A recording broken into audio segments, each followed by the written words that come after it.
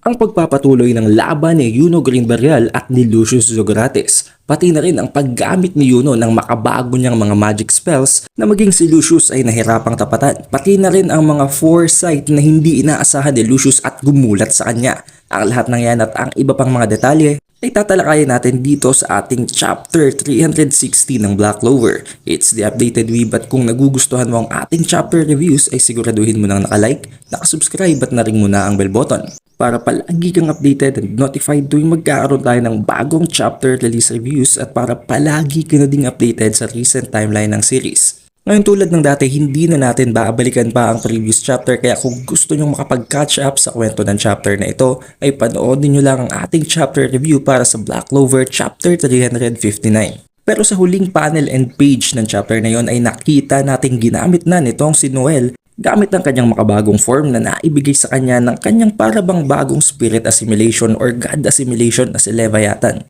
Tinawag niya ang bagong form na ito na Valkyrie Dress, Dragon Armor.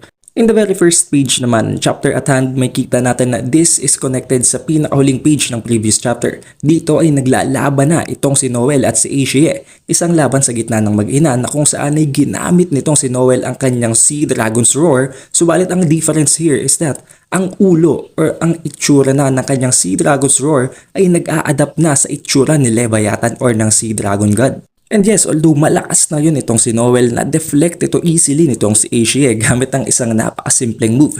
Dito ay naghamunan pa ang mag-ina na ibigay daw nila ang kanilang all para sa laban na ito. And in this fight, I can see no hatred. I think ang natatanging nararamdaman lang nila habang nakikipaglaban sila dito sa isa't isa ay ang thrill at ang enjoyment.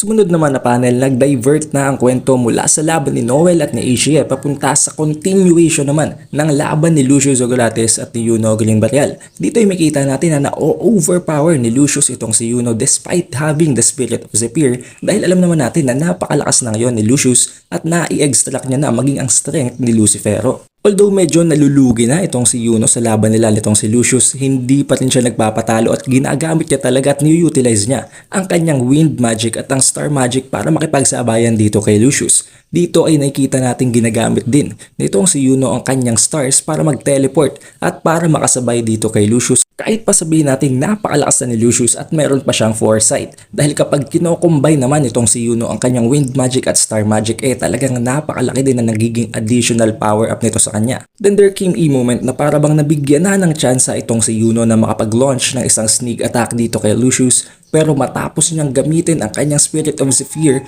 ay nakita pa rin siya nitong si Lucius at na-block ang kanyang atake. Matapos yun ay naipin down pa siya nito papunta sa nearby terrain na dahilan kung bakit hindi siya makagalaw. Habang sinasabi ni Lucius na it ends here dahil dito ay tinatangka ng gamitin nitong si Lucius ang kanyang soul magic instead ng kanyang time magic dahil nakita naman niya na hindi effective ang kanyang time magic sa loob ng Never Neverland kaya ang kanyang soul magic ang gagamitin niya para patayin itong si Yuno.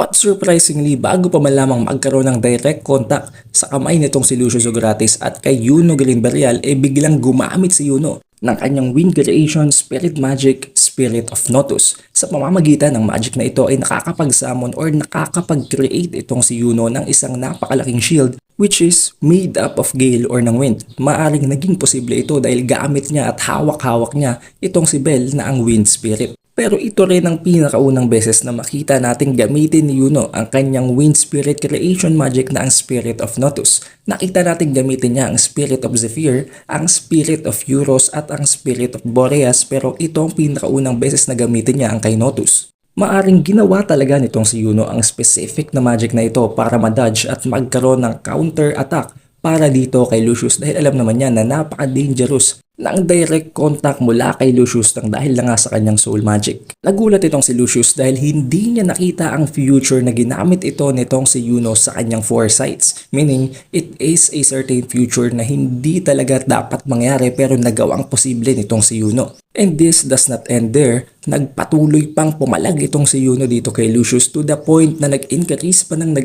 ang kanyang movement speed kaya nagawa niyang makapagland ng isa na namang hit dito kay Lucius na nagdulot ng sugat sa kanya. Nagtataka na dito itong si Lucius kung bakit napakabilis palalo ng movement nitong si Yuno. Habang si Yuno naman ay naiisip na hindi na siya magtatagal sa kanyang form dahil patuloy nga ang pag-drain ng mana sa kanya dahil as you know, Habang nangyayari ang laban na ito, habang ginagamit niya ang kanyang spirit forms which takes up too much mana, ginagamit pa rin niya continuously ang kanyang Never Never Land para masuportahan ang mga Magic Knights. Kaya this is really too much of a burden para kay Yuno, kaya naisip niya na hindi na siya magtatagal sa kanyang form, kaya kailangan niya itong tapusin quickly. Dito na unti-unting nagkaroon ng napakadaming realization itong si Lucius Socrates. Naisip niya at nakita niya sa kanyang mga foresights habang tinitingnan niya ang multiple possible futures na ang pinakamalakas na posibleng version nitong si Yuno ay ang Yuno na nabuhay sa loob ng Spade Kingdom. Sa Spade Kingdom na kung saan ay hindi nagkaroon ng kaguluhan at nabuhay ang mga royalties ng napakanormal. Nasabi niya na kahit na nasa Spade Kingdom at nasa pinakamalakas na version itong si Yuno, still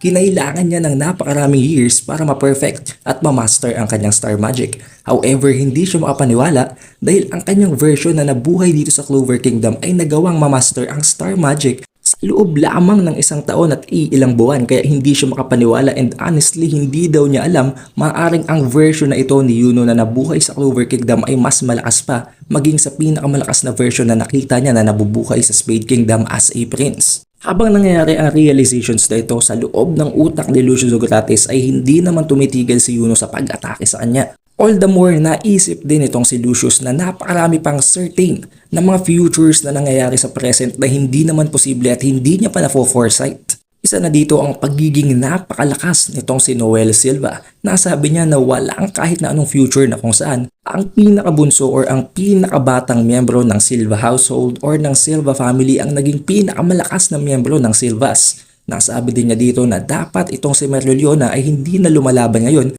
at dapat ay within an instant daw ay napatay na to agad ni Morris. Nasabi din niya na dapat itong si Fuego Leon ay wala na dito sa final battle at dapat ay matagal na itong patay. Pati na rin ang mga buhay at surviving pa ng mga Clover Kingdom Magic Knights na dapat ay napatay na ng mga Angels. Habang napakabilis na nagcha-charge itong si Yuno papunta kay Lucius, si Lucius naman ay nagkakaroon na ng idea kung ano ang posibleng rason. Habang iniisip naman itong si Yuno na matapos ang napakaraming laban kahit na alam nating nag-excel din naman siya at pinapakita niya talaga ang kanyang skills, palagi namang si Asta ang naglaland ng final blow tulad na lamang ng naging laban nila kay Lucifero. Dahil dito ay na-frustrate itong si Yuno at naisip niya na gusto niya pang mas lumakas at gusto niyang talunin maging ang mga kalaban na hindi niya kayang talunin previously, na dahilan kung bakit maging itong si Lucius nga ay gusto niyang talunin alone. Dito lang na-realize nitong si Lucius Socrates na iisa lang ang dahilan ng mga pangyayaring ito na sumisira sa mga foresight futures niya.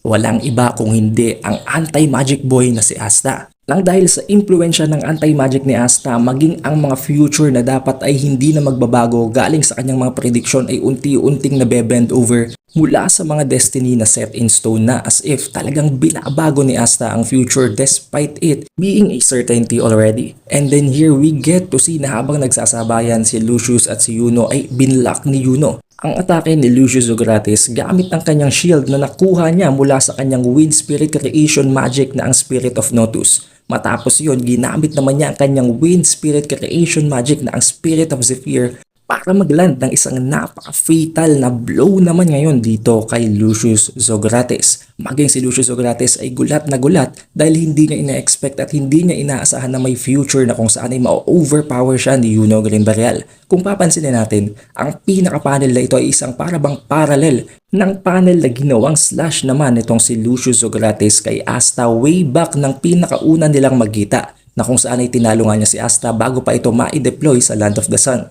Now this is where the chapter ends kung saan may kita nating hindi makapaniwala si Lucius Socrates matapos siyang i-overpower ni Yuno. However, there will be a chapter break next week so you can expect na ang susunod na chapter mula sa chapter na ito will be released next week, pero huwag kayong mag-alala dahil hindi naman magtatagal at makukuha din natin ang chapter na yon at makita natin kung anong magiging konklusyon sa laban na ito ni Lucius at ni Yuno. Now kung nakaabot ka sa puntong ito, surely you had a great time watching this video, kaya be sure to leave a like, mag-subscribe ka na rin at i-ring mo na ang bell button para palagi kang updated and notified tuwing magkakaroon tayo ng bagong chapter release reviews at para palagi ka nang updated sa recent timeline ng series. It's the Updated Weeb and I'll see you on the next one.